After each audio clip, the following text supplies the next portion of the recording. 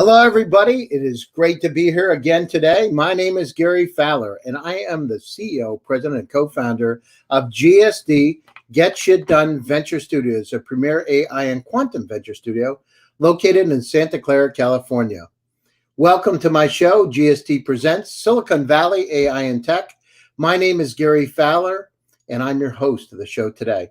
And I have an incredible guest, Bill Townsend. I mean, it's like, I got to tell you, I've seen a lot of LinkedIn profiles, but I've seen few that are over 5-page. And this is the first seven pager that I've seen. I mean, it's like a who's who. So Bill grew up outside of Pittsburgh, Pennsylvania, worked for companies like Lycos, Ketchum, Amsoft, and of course now the Colonies.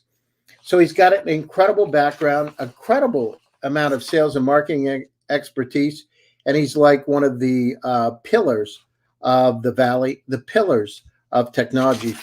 And with that, I'd like to bring Bill Townsend on board. Bill, great to have you here today. Good morning, Gary. It's a pleasure to meet with you and join you on this wonderful day. So tell me, how do you go from a kid in outside of Pittsburgh, Pennsylvania, to Baylor University, to Las Vegas? I mean, literally, I've never seen a LinkedIn profile as rich as yours. So tell me a little bit about it.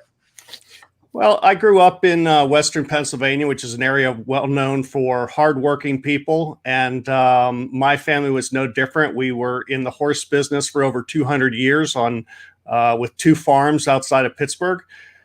And I was very lucky that both my mother and my father encouraged me to chase after whatever interested me. And when I went off to college, undergraduate at College of Worcester and MBA at Baylor, I was surrounded by professors who always encouraged me to, think outside the box, even though I hate that term, but really, approach things differently. And my life has been filled with everything from advertising and marketing to technologies. And I think one of the things that I've found throughout my career is I've been very good at putting things together to create stuff, and not necessarily the guy that's out programming a computer, but the guy that's in there saying, how do we get A, B, C lined up so they work together and solve a problem?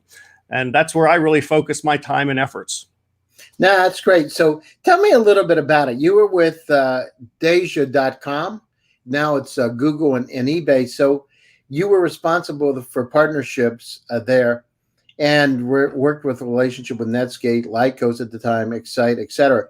But how was it? The company was sold to eBay. How did that happen in Google? Did it happen after you were there or during the time you were there? How did that work? That happened shortly after I left the company. I was actually...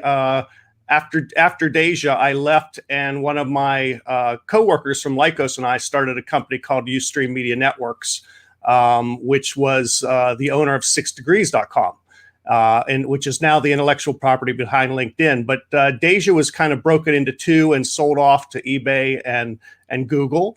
Prior to that, I had been one of the co-founding management team partners at Lycos, which we took public in a then record 8 months on NASDAQ. We also helped launch GeoCities at the time, which was sold off to Yahoo.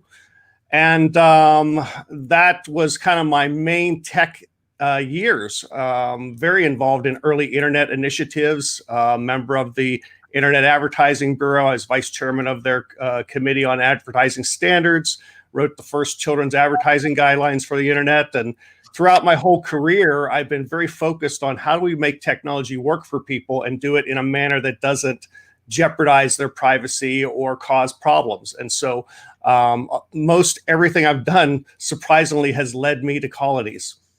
No, that's incredible. I mean, and I see you were even on the board of Newegg. Yeah, that's incredible. So yeah, Newegg was a great company. At one time, Newegg was the second largest pure play internet retailer in the world behind Amazon.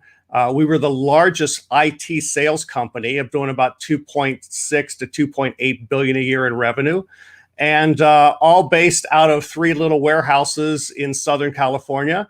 About 1,700 employees, mostly in the U.S., Taiwan, China, and Canada. And Newegg recently became publicly held after many years of trying, but finally did it. And I'm really happy for all the folks there who stuck with the company all these years. Well, I mean, you must be involved in a lot of, getting options in a company's a good thing. You must have had a lot of those opportunities, right? Yes, I've been very fortunate, and also very fortunate that I figured out about 6-7 years ago, I figured out that I had helped 108 people become millionaires. And these were all people who worked with me or for me. And it's exciting to be able to see, your assistant or the lady who's manning the front phones every day, all of a sudden have access to a couple $100,000 in options. It just changes their lives. And it's one of the great things about America is this ability to create something and it affects so many people in a positive way. No, that's great. And what's going on with the guitars behind you? Well, Are you a collector or a player, or I'm actually participating from my studio here in Las Vegas. And in the year 2000, I started a nonprofit foundation to put musical instruments into the hands of young kids who couldn't afford them. And we started off primarily with violins, viola, cello, and we added guitars about 5-6 years ago. We have put over 21,000 musical instruments into kids' hands around the world. And it's just been a great labor of love. And to be able to change these children's lives by giving them tools that work has been one of probably my greatest success outside of my children and my marriage. But it's just a passion of mine. I wish I could play well, but it's great because I have a lot of friends who are great performers, and they'll stop by the studio and entertain me for an hour with their playing. So wow, that's great. And so what's you've seen a lot of 108 people have become millionaires. Have you ever seen it entirely change somebody's life in a positive way?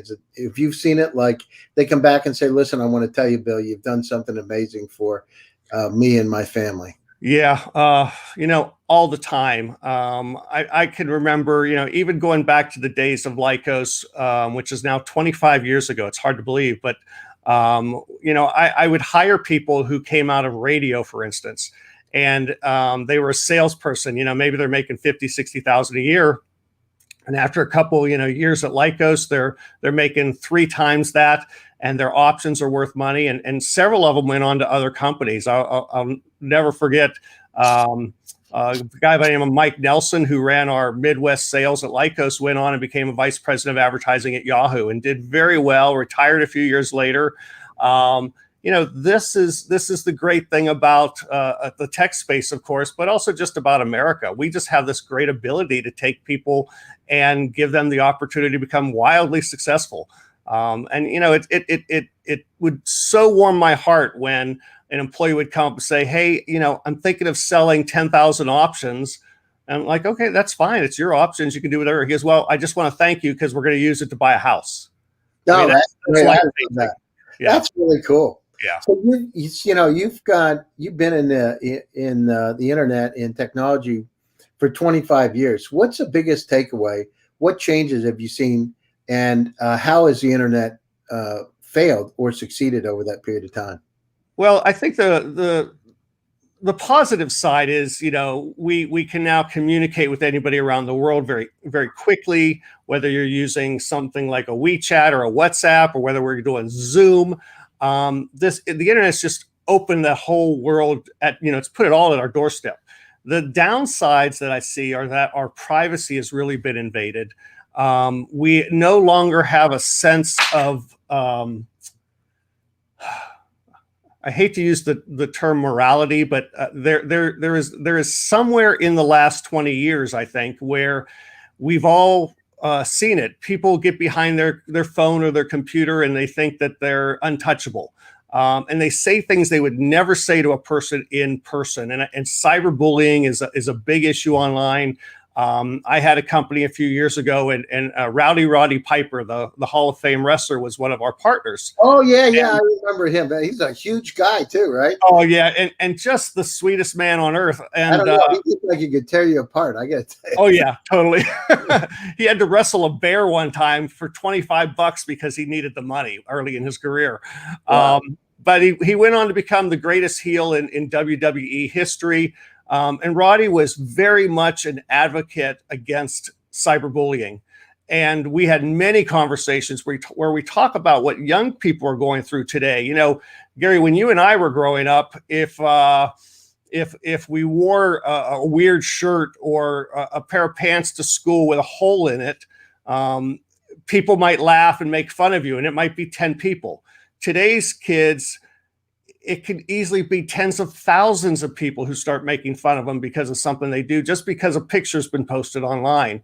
And I've seen it with my own children where one little comment can get blown way out of proportion, and pretty soon, you've got kids that are being put in detention or suspended from school. And it wasn't that they really meant to bully somebody. It's just they were reacting to something. And, we often forget that the human mind doesn't mature till about age 25. And we put these powerful tools into the hands of children. And many times they don't know how to interact with it. And unfortunately, a lot of parents don't know what their kids are doing online either. So, when I look at the internet, every day I see all the areas where we went wrong. And, when we started Lycos, even before that, when I was at Ketchum and I had my own ad agency before Ketchum, we were putting ads on places like Dialogue Information Services and early AOL and Usenet.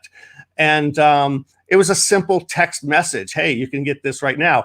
And now you look at online, and I'm almost disgusted with it. There's so many pop-ups, so many ads.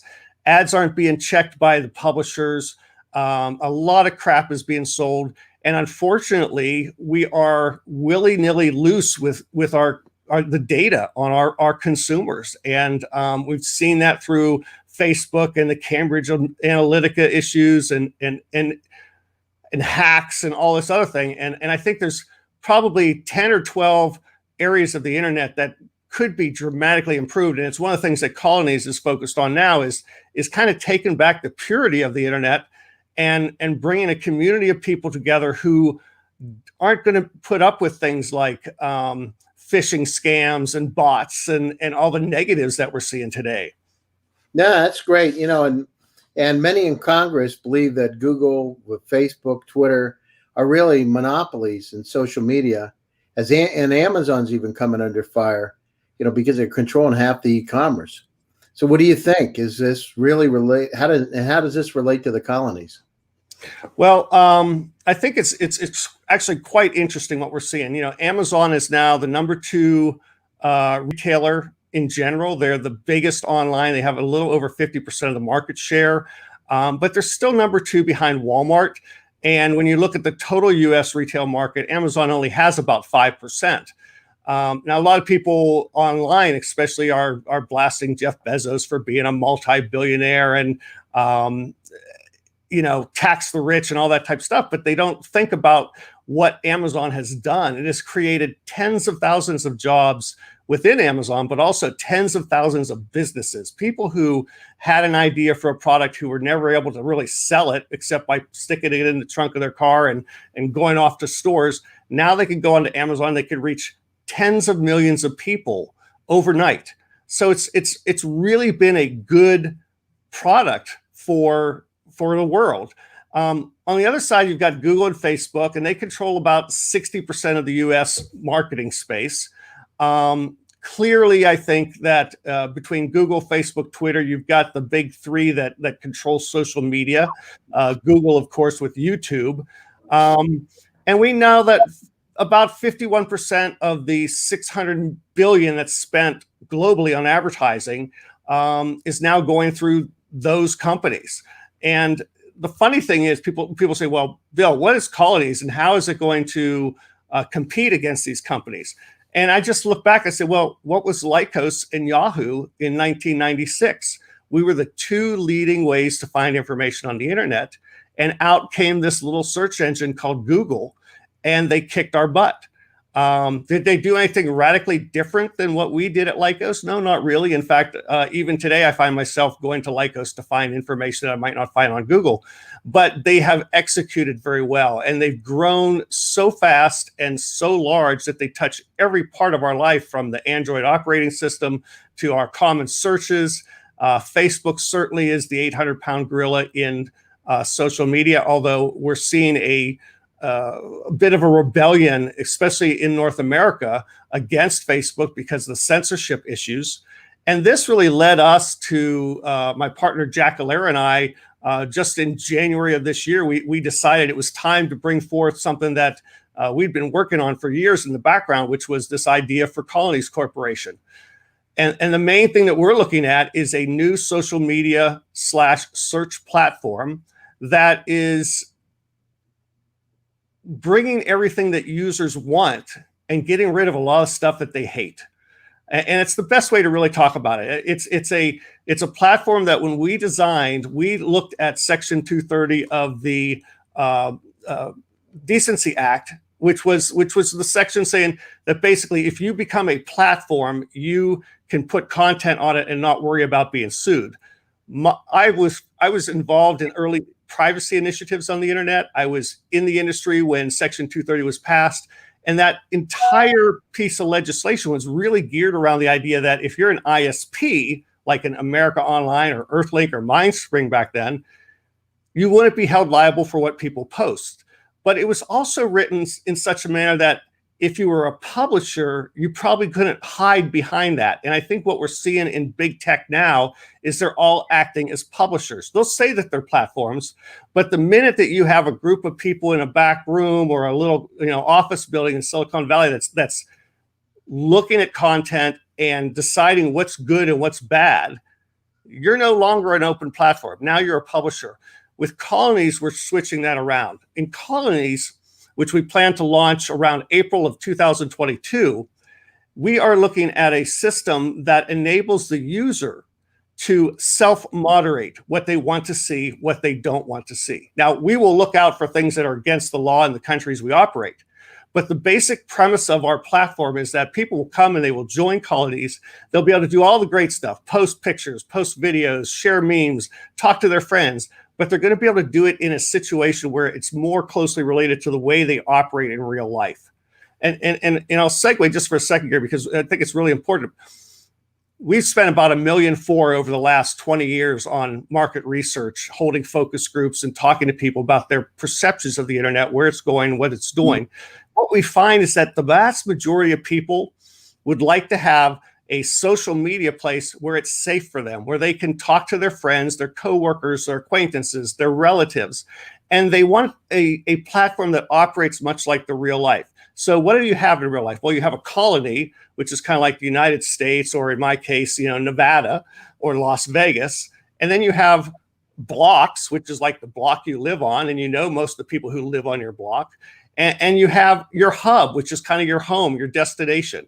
And so what we're doing is we're bringing the vast expanse of the internet and bringing it back to a localized setting where if you're the vast majority of users and you only want to speak with a certain number of people, Jane Doe in Sandusky, Ohio may have no interest in meeting somebody from Germany or Russia or China, but she's very interested in keeping track of the people she went to high school with at Sandusky High School.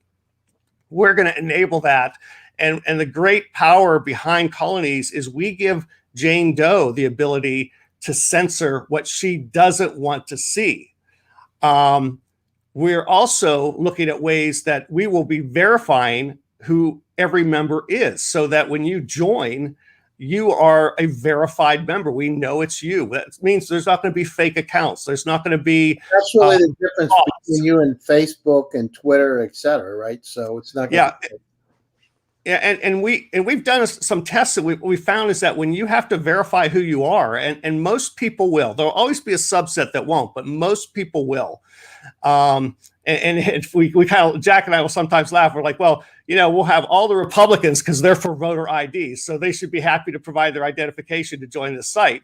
And we'll get, all the Democrats because they want to be able to speak freely and block out all of the conservative voices. So we have this great opportunity to bring everybody together, but to let them go ahead and self-segment into areas that they're interested in, but also to provide information to help them see the full story. We believe that when you authenticate the user, and we've seen it in our tests, there's less bullying, there's less bad mouthing, people behave better, and they do it because they know that they can be found out. You're not bulletproof. Yeah, they're accountable, right? They're not exactly anonymously and doing some crazy stuff. So what is your business model? So tell us a little bit about your business model. The business model for Colonies really centers around an ad model combined with an ad-free model. So we give users the ability to see advertising, and it's very targeted. And we actually have 5 patents. 2 of them have been approved and issued, and 3 are still in the works. And they're all around advertising technologies. And those ad technologies really take the power from a big tech publisher, and they make it into the power for the user, or what we call them members. But you're able to control the types of messages you see. You're able to control when you decide to open the doors to the marketer. So I can be on the site and I see an ad for, say, I don't know, Chevrolet.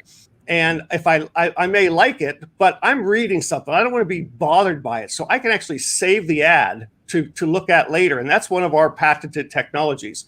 And we put it in something called Likebox, Lykebox.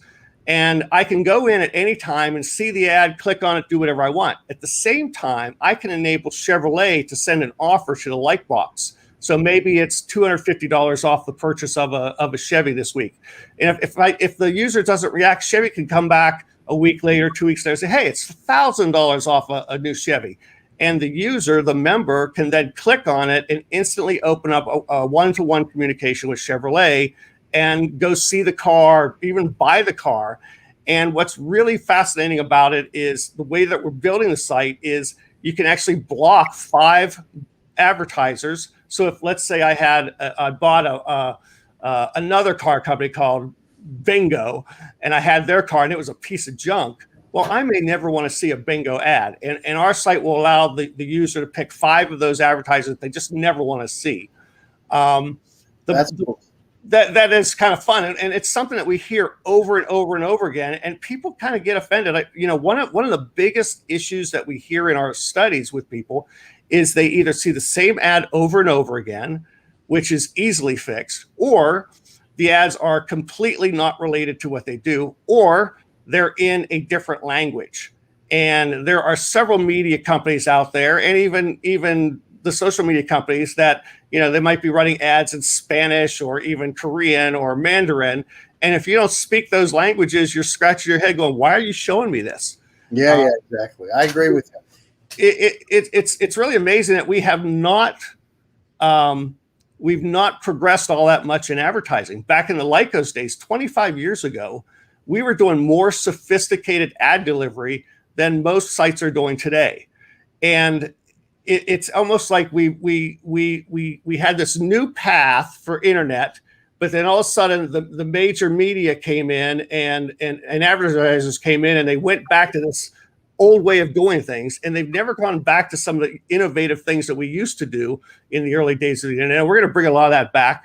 But the main thing that we're going to offer the users is the fact that we're going to protect their data. We'll never sell their data. We won't give it to third parties. Our view is Colonies is its own little ecosystem. And we don't need to use Colonies to log you into other sites. We're going to do everything we can to protect that user data, that personally identifiable information, so that it doesn't go into the wrong hands. Related to advertising, we also give the user, for $6.95 a month, the ability to go completely ad-free. So they will see no ads on the site. We also make money through micropayments. So one of the things that we've been working on is oftentimes we hear from people that they see an article, they want to read it, but they don't necessarily want to subscribe to the magazine or the newspaper. They don't want to pay, $4 a week or $25 a year. So what we're doing now is we're working with publishers to enable people, our members, to be able to buy access to an article for like a nickel or 10 cents. Oh, that's great. I love that because I have a lot myself. I see, you know, there'll be one article out of 15 that I want to read, but I don't want to subscribe and get inundated with information. That's fantastic. So, you know, you look at it, this sounds like, you know, when you're looking at the business model, I mean, it's incredible, and this has to grow. So what do you think? Is Colonies going to become a monopoly? I don't think we'll become a monopoly. We certainly would not intend to become a monopoly. One of the things that we do intend to do is create what we call the ownership society. And I think this is one of the ways that we won't become a monopoly. The ownership society is really simple. When we look at what's happening, especially in social media, YouTube, Facebook, every day, tens of millions of dollars or tens of millions of posts are being made. And I think I recently read that 400 million consumer-generated posts are made on Facebook every day, and that 40 billion videos and photos have been uploaded to Instagram, and that pales compared to YouTube that has something like 720,000 hours of video uploaded every day and 5 billion videos. I mean, this is a huge amount of content. If you were a producer for Disney or if you were a writer for USA Today, you would be paid for that content. But when you look at what's happened with big tech and social media, you have billions of users that are creating content for free for these tech companies. So we're spinning it around. Every member of our site will share in the profits of the company. We call it the ownership society. And we believe it's the way of the future because you should be compensated for what you do online. It's fair. It just makes sense. And there's no reason for just because, you know, Bill Townsend and Jack Allaire start a tech company that we should someday end up as multi-billionaires, but the people that helped get us there didn't get to benefit. Well, you know, big tech will say, well, they are benefiting because we're giving them this service. Yeah, but what's the cost? You're invading their privacy. You're creating profiles of what they do, and we're seeing the danger in that, and like especially like what's happening in China, where social profiles are now being created, where users, the citizens of China, some won't be able to ride on the train, some won't be able to take an airplane because of their social score. And that's where I see big tech headed. And we want to avoid that by creating a system where everybody shares in the profits of Colonies.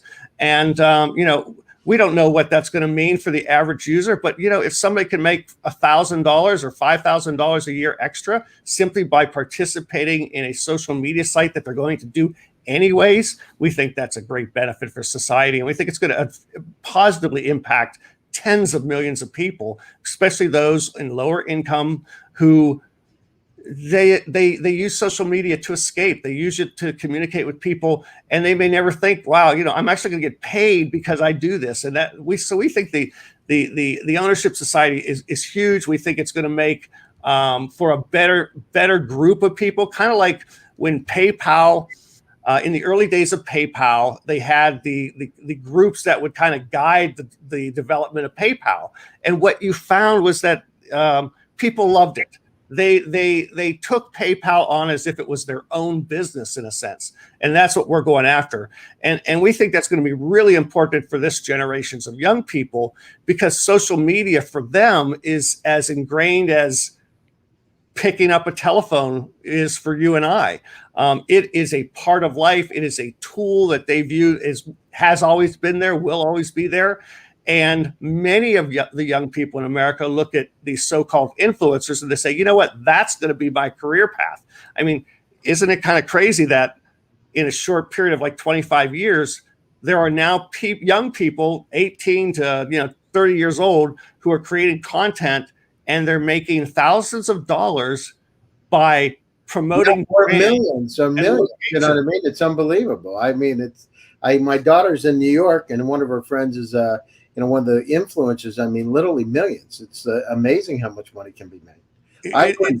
It's just unbelievable. I have an 11-year-old daughter, And every day she's on TikTok. And we limit her use of the internet, but every day she's on TikTok. And I'll walk by her room and she's in there, she's dancing. Lately, she's into this cosplay thing. And she'll come in, Dad, can I order this wig? It's like, yeah, whatever you want, honey. But it's a whole new world.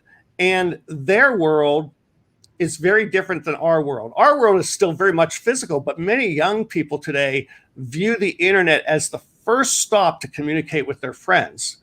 And knowing that is important, because when you understand that as the CEO of Colonies, you're going to say, wait a second, I really have to make sure that we're protecting these children. And so one of the things that we're going to do in Colonies is you as a parent can create an account for your child. They can be a year old, they can be 15 years old. And when they turn 18, it can be flipped over to them so they fully control it. But while they're a minor, you'll be able to see what they're doing and monitor them in a sense that, not to be an overbearing parent, but monitor to make sure that the people that they're connecting with are really the people you want them connecting with. And so you'll be able to go in and say, you know what, I want my 10-year-old son to be able to talk to any of his uncles and aunts that are on the Colonies platform, or these friends from school. But we'll be able to limit who they can access outside of those core groups. And we think that's going to be a really positive influence on young people over the next 5-10 years, because we're going to be able to give them a more protective view of the internet.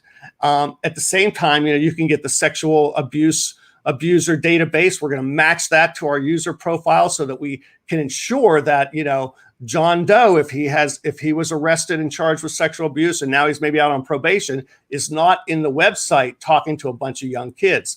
And so it's very incumbent upon us to make sure that the children are protected, much the way we do with adults, but we do it in such a manner that we allow the adults, the parents who are responsible for these kids, to have those tools to be able to protect their kids better.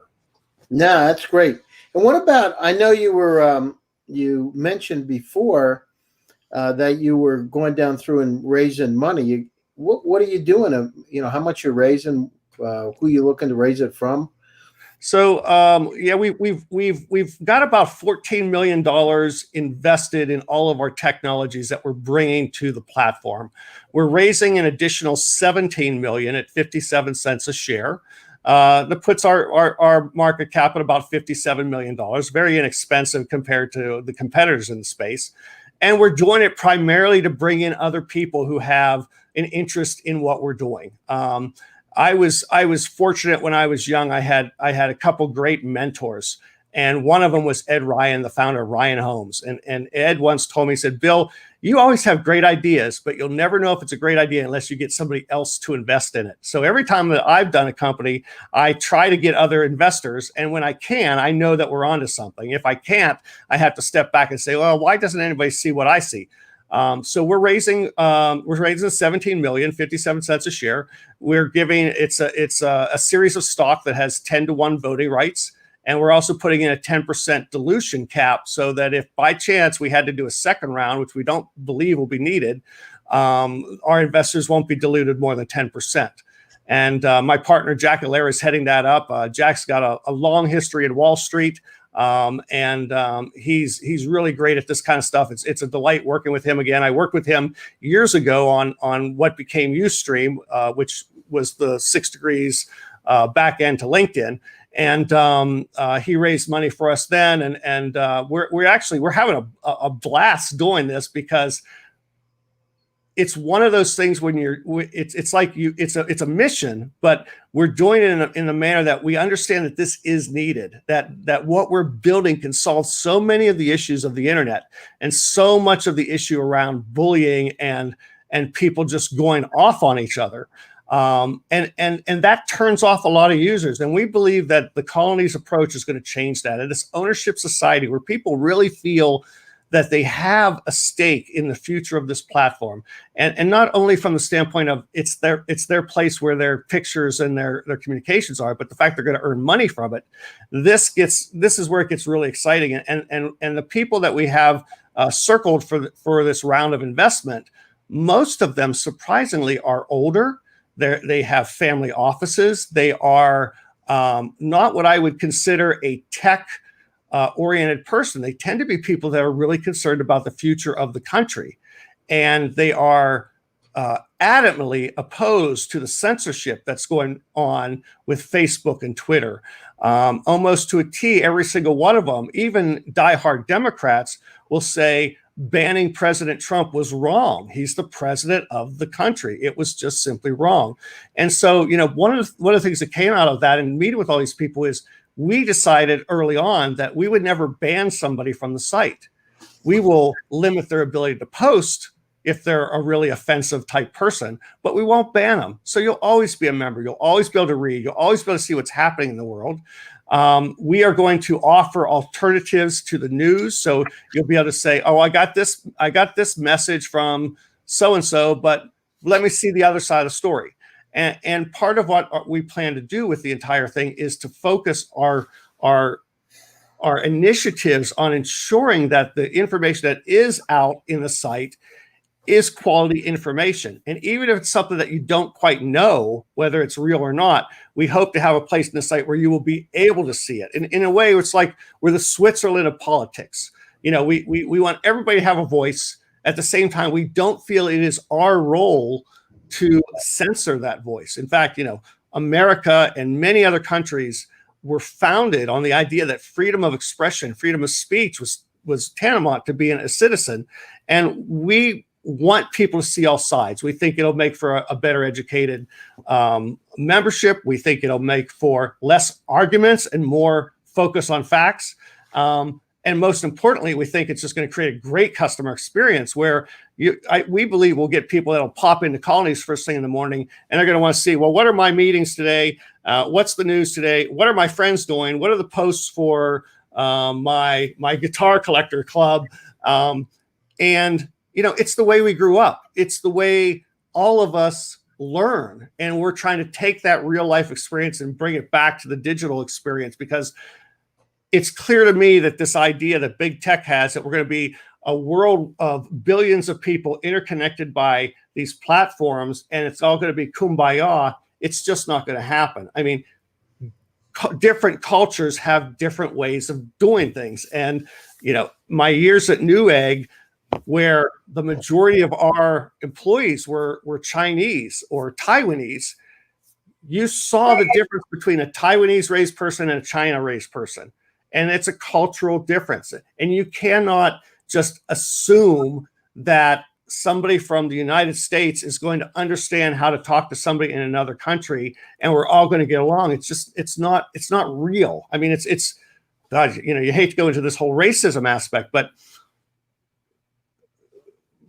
I grew up in Western Pennsylvania, where we just didn't see a lot of racism. I mean, some of my closest friends were Black. One of my early girlfriends was Korean. I mean, we just saw people as people.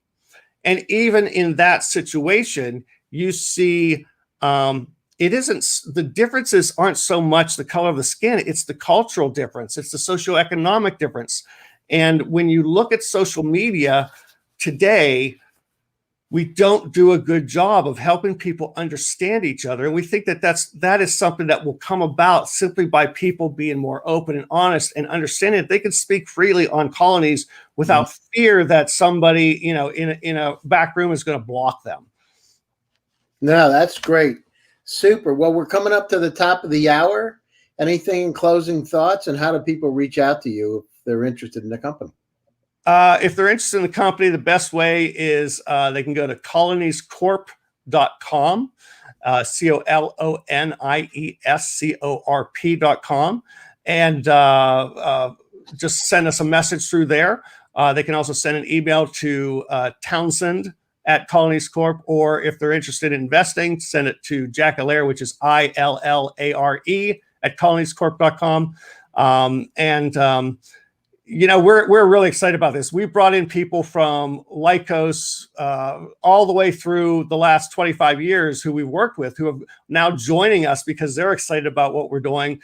And I really feel good that we will have a platform that people are just going to really fall in love with, and we're going to do it the right way. So it's all about the member. It's not about the founders. It's about enabling people to have a safe place where they can talk, where they can share, where they can do things that they're kind of prevented from doing these days. So we're excited about it. I'm so excited to share it with all of your viewers, and I really appreciate the time, Gary. This is you put on a great show. I try to catch it every week and catch up on it at least if I miss one. But we're just excited about Colonies and where it can go. Yeah, sounds great. We're really excited. It sounds like the next generation, and it's a time for it now. And of course, we don't want to have censorship. We want to be able to listen to the things that we want to listen to. We want to be presented the things we want to see and hear. So it's fantastic. I love it. I think you're doing a great job. Keep it moving forward. Viewers out there, this is the next generation. Take a look at it. They got incredible amount of experience, incredible backgrounds, and have been wildly successful for many years and many years to come. So thank you very much.